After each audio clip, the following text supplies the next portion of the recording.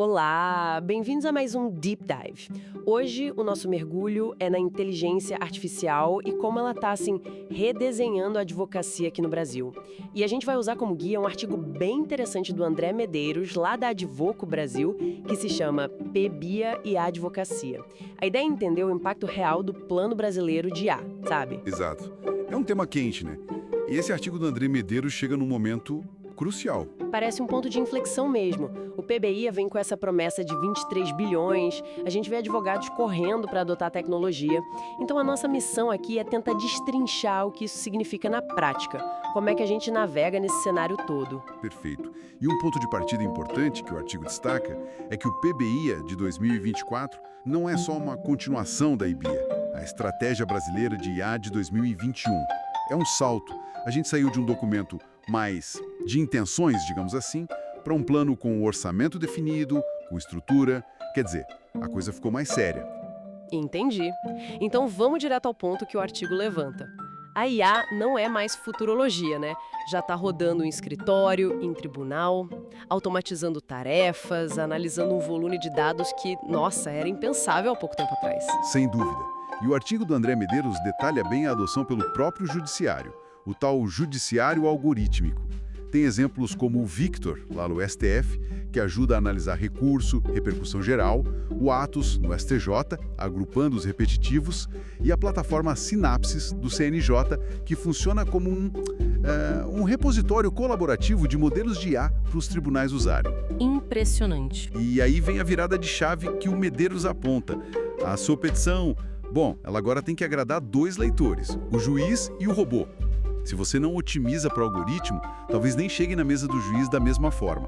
A modernização deixou de ser opção, virou estratégia de sobrevivência mesmo. Faz todo sentido. E com essa mudança toda, o artigo também mostra que surgem oportunidades, né? Novas áreas de atuação. Jurimetria, por exemplo, usar dados para tentar prever decisão. Ou consultoria em AI Compliance, para ajudar as empresas a usar a IA dentro da lei. Exatamente. Abre um leque novo. E o artigo da Advoco Brasil mapeia algumas tendências bem claras para o futuro próximo. Uma delas é a verticalização. Ou seja, a tendência é sair das IAs genéricas, tipo ChatGPT, para tudo, e ir para ferramentas super especializadas no direito brasileiro. O artigo até cita o jurídico.ai como exemplo. O foco é ter precisão e, principalmente, evitar as tais alucinações da IA, que no direito podem ser desastrosas. Essas alucinações são um perigo mesmo. Outro ponto forte é a busca por soberania de dados. O PBI tenta impulsionar a infraestrutura nacional para a gente não depender tanto de fora. E também a ideia de uma regulação dinâmica.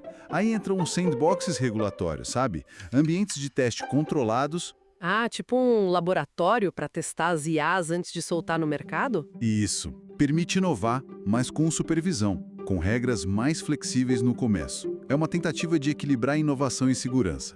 E ainda tem a IA generativa impulsionando o Visual Law para criar documentos jurídicos mais acessíveis. Legal, mas claro, nem tudo são flores. O artigo do André Medeiros também fala dos desafios, o tal abismo do investimento. Quer dizer, o nosso investimento, mesmo sendo bilhões, ainda é pequeno comparado com EUA e China.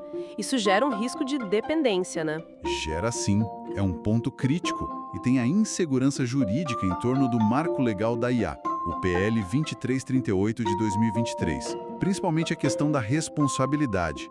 Se a IA errar, quem paga a conta? O desenvolvedor? O escritório que usou? O artigo mostra que isso ainda está muito cinzento no projeto de lei. E como isso afeta o dia a dia do advogado na visão do Medeiros? Afeta diretamente na cautela. Exige políticas internas muito bem definidas sobre como usar essas ferramentas. Não dá para ser de qualquer jeito. E isso amarra com as recomendações sobre ética e a supervisão humana, que o artigo bate bastante na tecla. A máquina ajuda, mas a responsabilidade final, essa é humana. Falando em recomendações, o que mais o artigo sugere para os escritórios prepararem? Para não serem, como dizem, pegos de calças curtas até 2028. Olha, o roteiro que o artigo propõe é bem prático. Primeiro, desenvolver um plano diretor de IA para o escritório, algo estratégico. Segundo, investir pesado em capacitação. E não só técnica, mas focada em ética, em como identificar vieses da IA e na importância da supervisão humana. Terceiro, criar políticas claras de uso seguro, de governança de dados. E por último, monitorar o tempo todo o que está acontecendo, tanto na tecnologia quanto na regulação. É um chamado à ação mesmo. Tem umas frases do artigo que são muito boas, né? A pergunta na advocacia não é mais se a IA será adotada, mas a que velocidade os que não a adotarem se tornarão irrelevantes. Puxa. É forte. E tem a outra também. Sim, a IA não substituirá o bom advogado, mas o bom advogado que usa a IA certamente substituirá aquele que não a usa. É quase um ultimato, né? É bem por aí. O André Medeiros coloca uma escolha.